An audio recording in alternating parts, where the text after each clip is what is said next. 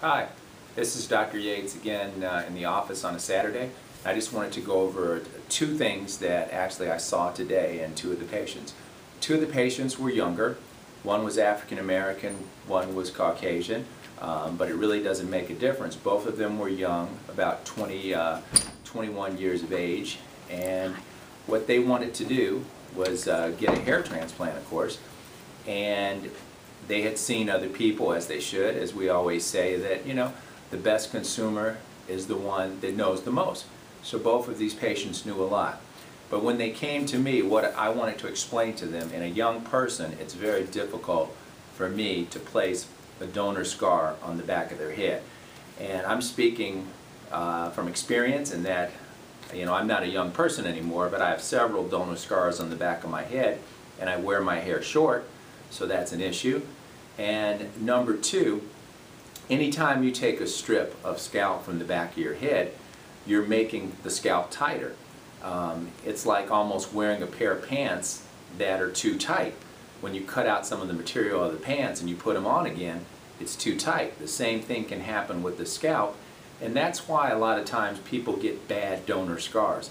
It's not because, and I've had people come in and say, hey, my doctor butchered me.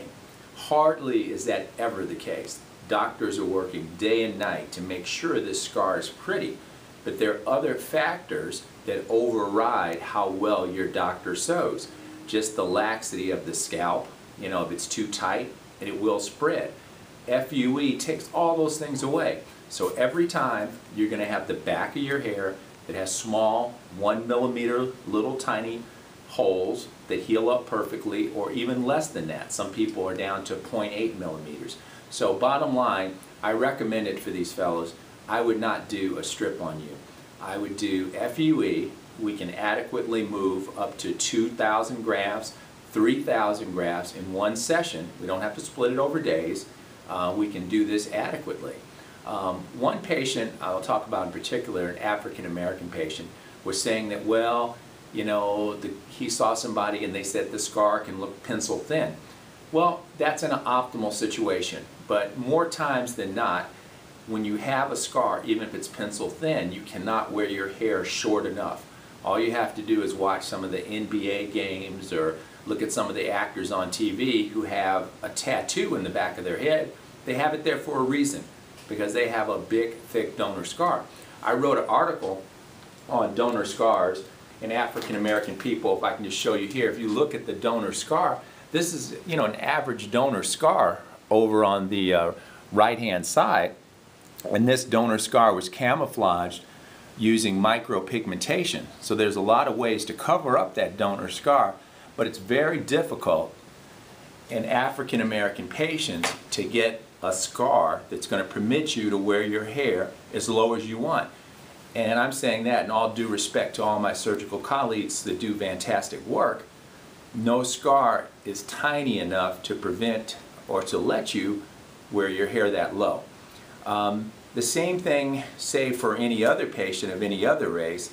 I just feel FUE is such a great procedure, number one, because as you see, you divide the scalp into kind of equal segments of where you want to remove the hair.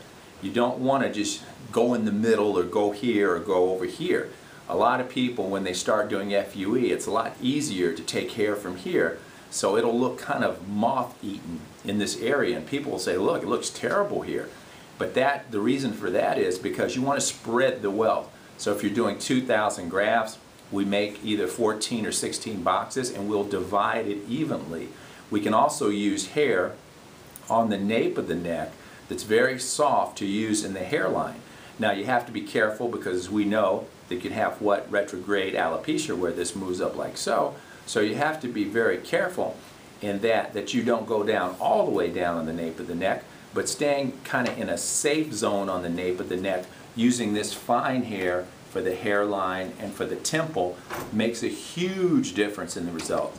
Because say if you do a strip and you just divide up the hair and just make ones, if you make ones from this area here and put them up front, it's still not going to look natural. And a lot of people will say, wow, my hairline just doesn't look natural. And then I'll take a look at it.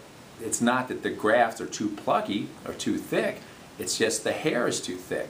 You want to use that baby fine hair for the hairline of the temples. Usually that will be found preauricular, near the ear, or down near the nape of the neck. With FUE, it makes it very easy to pick that hair. The other thing that's good about FUE, you can always hit the hairs that are in anagen. Anagen hairs, most of the hair is in anagen. People will say, well, all the hair is in anagen. Well, that's not true. You know, 80%, 90% of the hair is in anagen, meaning in the active growth phase, where hair grows from what, 2 to 6 years. But when you do FUE, you can hit 100% of those hairs in anagen. Leave those telogen hairs for the back, and you can look at them through the glasses, and you can be sure this is an anagen hair. And that's what we do. We use anagen hair, place this up here to give you the best result possible. I think FUE is here to stay. I'm willing to say that, you know, results from FUE surgeons who have done plenty of FUE will parallel any strip surgeon. And I would still say, if I was doing a hair transplant again, I would get an FUE, and I have had another one and had an FUE done. Everything that I tell my patients or talk about, I've had done. I've had strip surgery done, I've had FUE surgery done. The post-op is night and day. The post-op for FUE is much better. The results, if you get good grafts, it's all about getting good grafts. If you get good grafts doing anything, the hair will grow. So, this is Dr. Yates. Sorry if I went on a little long, but just wanted to let everybody know. Still, I think FUE, especially in young people, is an excellent choice if done correctly. Thank you very much.